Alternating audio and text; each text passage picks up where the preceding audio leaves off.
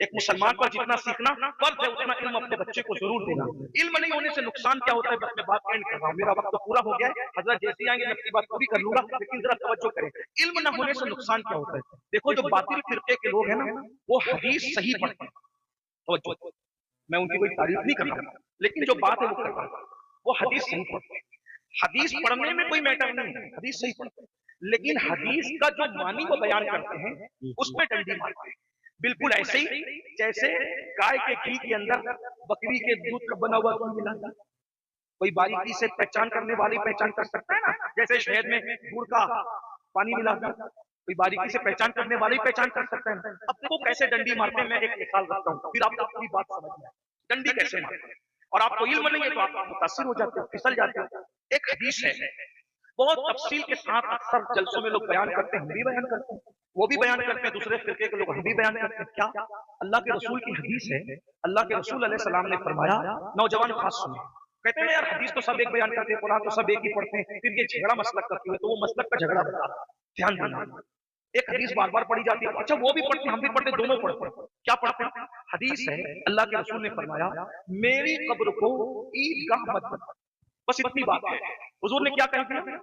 بات سمجھ میں آئی؟ اگر سمجھ میں آئی تو میرے ساتھ مل کے کہہ دو, آقا نے کیا فرمایا, میری قبر کو عید گاہ. بات سمجھ میں آتی ہے؟ میری قبر کو, بولو بھائی کچھ بول سکتے تو بولو نا, میری قبر کو عید گاہ تک تو نہیں کہہ رہا, تو ذرا اچھے سے آواز دینا, میری قبر کو عید گاہ.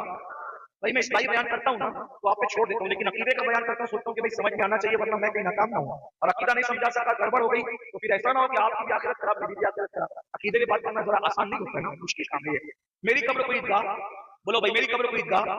اس حدیث کو وہ بھی مانتے ہیں ہم بھی مانتے ہیں, لیکن اب حضور نے اتنا کہا میری قبر کو عیدگاہ مت بنا, وہ بھی پڑھتے ہیں ہم بھی. اب وہ سمجھاتے کیسے, وہ سنو, کہتے دیکھو دیکھو دیکھو دیکھو رسول اللہ نے فرمایا میری قبر کو عیدگاہ مت بناؤ. مطلب کیا؟ اب مطلب مولوی صاحب ملا جی بیان کریں. مطلب یہ کہ جیسے عیدگاہ پہ بھیڑ لگاتے ہو, ہزاروں کی تعداد میں, لاکھوں کی تعداد میں پابندی کے ساتھ جمع ہوتے ہو اور وہاں بھیڑ اکٹھا کرتے ہو, ایسی میری قبر پہ بھیڑ اکٹھا نہیں کرنا, میری قبر کو عیدگاہ مت بناؤ. اب ایک کم پڑھا لکھا جوان ہوتا ہے, کیا بات کی مولوی صاحب, ہم مولانا کیا بولتے ہیں, ہاں یار جب حضور نے کہہ دیا کہ میری قبر کو عیدگاہ نہیں بنانا, یعنی عیدگاہ پہ جیسے بھیڑ اکٹھی کرتے ہو ایسے بھیڑ اکٹھی نہیں کرنا, تو یہ کیوں؟ جب رسول اللہ کی مزار پہ بھیڑ اکٹھی کرنے سے حضور نے منع کیا, تو غریب نواز کیا میلہ کیوں, غوث پاک کیا میلہ کیوں, صابر پاک کیا میلہ کیوں, وارث دیوا کیا میلہ کیوں, مسعود سالار قادری کیا میلہ کیوں, صاحب برکات کیا میلہ کیوں, قلب شریف کے میلہ کیوں, مہاجرہ شریف کے میلہ کیوں؟ یہ سنی بدعت ہے. پھر آپ پھسل جاتے ہو, پھسل جاتے ہو. کیوں؟ حدیث صحیح پڑھی, سمجھانے میں ڈنڈی ماری ہے نا, علم نہیں تھا, پھسل گئے. اب عاشقوں سے سنو, حدیث تو صحیح ہے کہ میری قبر کو عیدگاہ مت بناؤ, لیکن مطلب یہ نہیں ہے کہ جیسے عیدگاہ میں بھیڑ کرتے ہو ویسے بھیڑ مت کرنا. اگر یہ مطلب ہوتا تو صحابہ کرام حضور کو